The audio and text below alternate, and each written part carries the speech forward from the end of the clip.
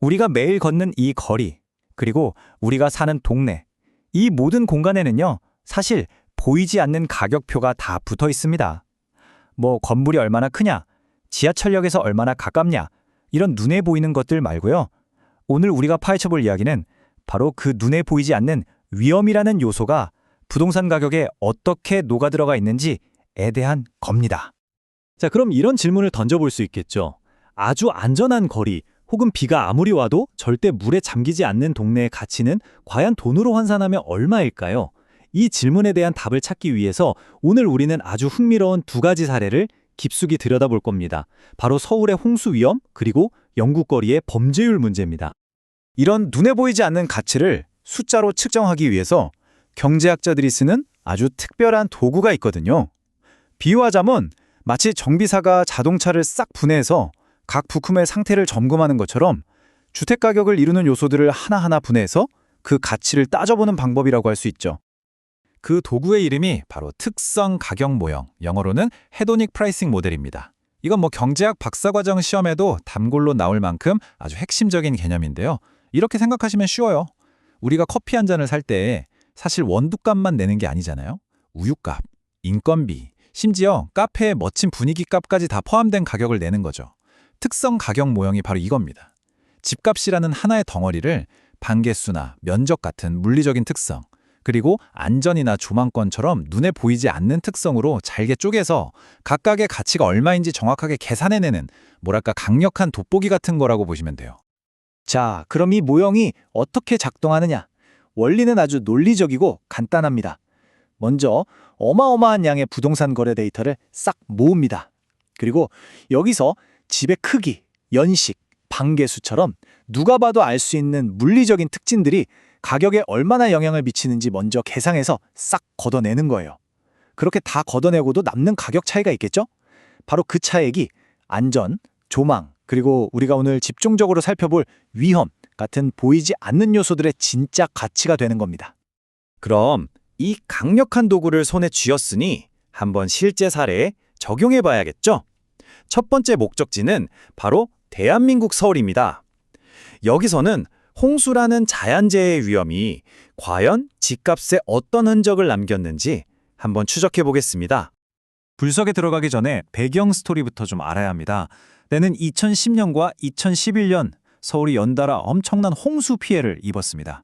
그래서 서울시가 2013년에 대책을 마련했고요. 마침내 2014년 9월에 어떤 지역이 침수에 취약한지 한눈에 볼 수 있는 공식 침수 위험 지도를 만들어서 온라인에 공개하게 됩니다. 자, 여기서 진짜 재밌는 질문이 하나 나옵니다.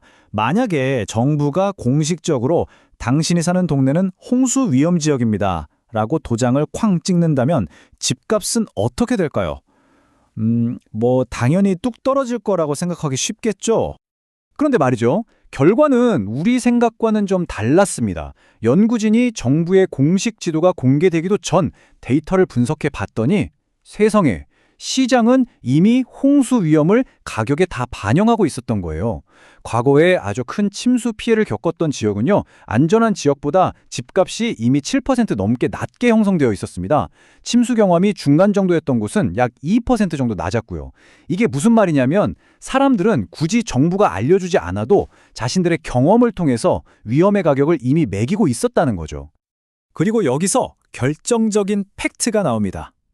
정부가 그 지도를 딱 공개한 이후에도 집값은 더 이상 떨어지지 않았다는 겁니다. 왜 그랬을까요? 핵심은 이거요. 그 위험 지역의 집을 사려는 사람들은 이미 과거 경험을 통해서 이 동네는 비 많이 오면 좀 위험해 라는 걸 충분히 알고 있었고 그 정부가 가격에 이미 반영이 되어 있었던 거죠. 그러니까 공식 발표는 이미 다 아는 사실을 그냥 확인시켜 준 것뿐이었던 겁니다. 자, 이제 무대를 한번 옮겨보겠습니다. 자연재해에서 이번에는 사회적인 위험, 바로 범죄 문제로 초점을 바꿔서 영국으로 한번 가보죠. 과연 우리 집 앞 거리의 안전은 얼마짜리 가치를 가지고 있을까요? 연구 결과는요, 아주 그냥 숫자로 딱 떨어집니다.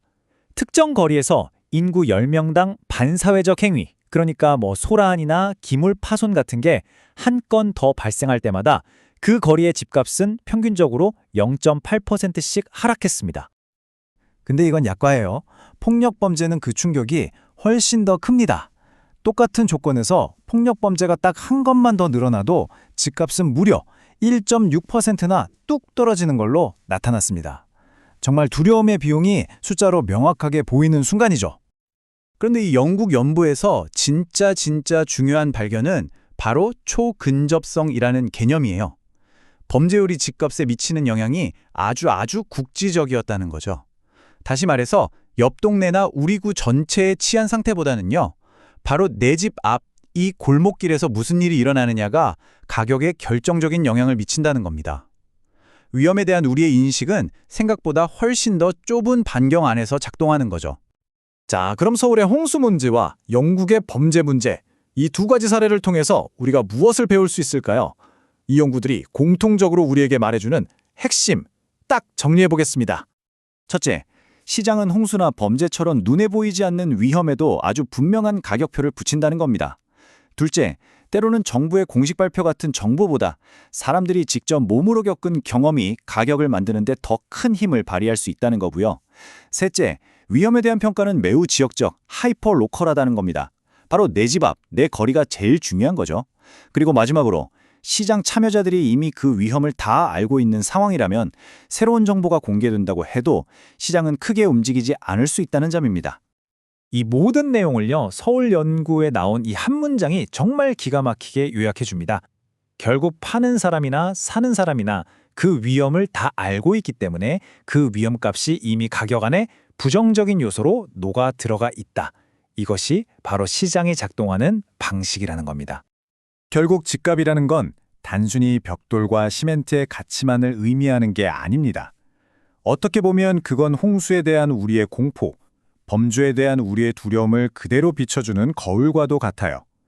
그렇다면 마지막으로 이런 질문을 던져보고 싶습니다. 이 집값이라는 거울은 우리가 미처 깨닫지 못했던 우리 사회의 또 어떤 숨겨진 가치와 우선순위를 지금 이 순간에도 비추고 있는 걸까요?